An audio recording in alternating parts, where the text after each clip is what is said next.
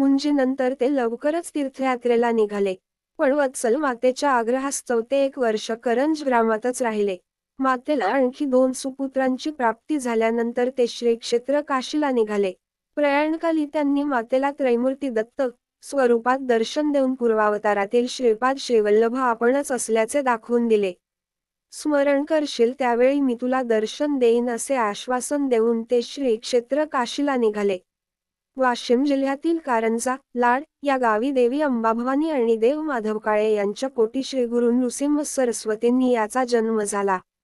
श्री क्षेत्र नृसिंहवाडी येथे साजरा होणारा जन्मोत्सव.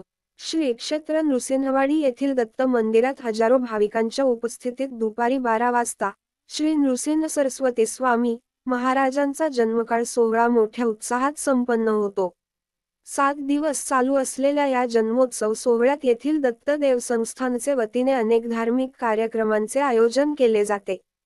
येथील कृष्णा पंचगंगा नदीच्या संगमावर श्री नृसिंह सरस्वती स्वामी महाराजांनी 12 वर्षे तपश्चर्या करून मनोहर पादुकांची स्थापना केल्याने त्यांच्या या तपसाधनेनेच या गावाला नृसिंहवाडी हे नाव मिळाले असल्याने सदर जन्मोत्सवास येथे अनन्यसाधारण महत्त्व आहे.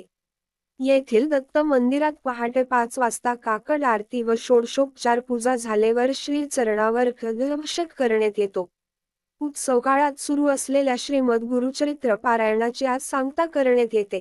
सकाळी 11 वाजता वेदमूर्ती ब्राह्मवृदांकडून जन्मख्यान व पुराण व दुपारी 12 वाजता श्री गुरुदेव दत्त च्या गजरात श्री नृसिंह सरस्वती स्वामी महाराजांचा जन्मकाळ सोहळा मोठ्या उत्साहात साजरा होतो. जन्मकाळ प्रसंगी भाविकांनी आकर्षक फुलांनी सजविलेल्या श्रींच्या चांदीच्या पाळण्यावर अबीर गुलाल व फुलांची मुक्त हस्ताने उधळण केली. मानकरी ब्राह्मवृंद श्रींची विधिवत पूजा करतात व पाळणा म्हणतात आणि प्रार्थना करतात. महिला मोठ्या भक्तीने श्रींचा पाळणा जोजवितात व मंगल आरतीने ओवाळले जाते. यानंतर भक्तांना सुंठवडा वाटप करण्यात येते. अशाच स्वरूपात अनेक दत्तस्थानी नृसिंह सरस्वती जन्मोत्सव साजरा होतो. श्री क्षेत्र गाणगापूर, कारंजा व कुरवपूर येथे हजारो भक्त श्रीचरणी नतमस्तक होऊन या आनंद सोहळ्यात सहभागी होतात. श्री नरसिंह सरस्वती दत्तात्रेय स्वामी महाराजांच्या जन्मतिथीबाबत आख्यायिका. महाराजांच्या जन्मतिथीचा उल्लेख गुरुचरित्रात देखील नाही. सुमारे 300 वर्षापूर्वी नरसोबा वाडीला नारायण स्वामी नावाचे थोर अधिकारी पुरुष होते. देवांच्या सेवेत असलेल्या पुजारी कुटुंबात गुरुभक्त पुजारी नावाचे सेवक होते.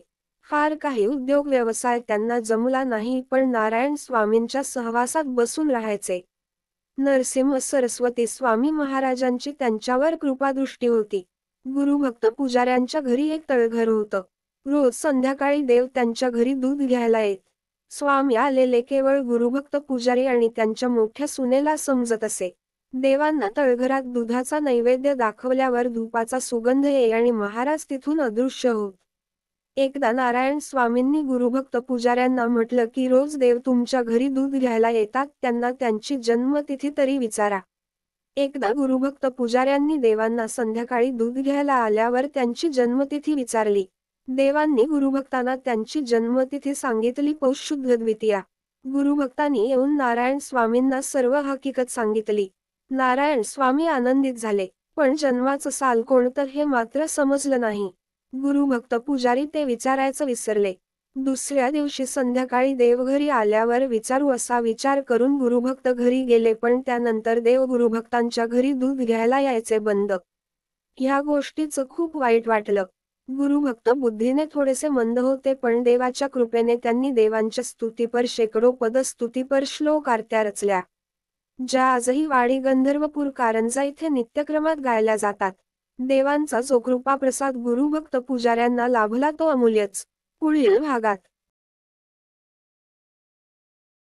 लाईक करा, सबस्क्राईब करा.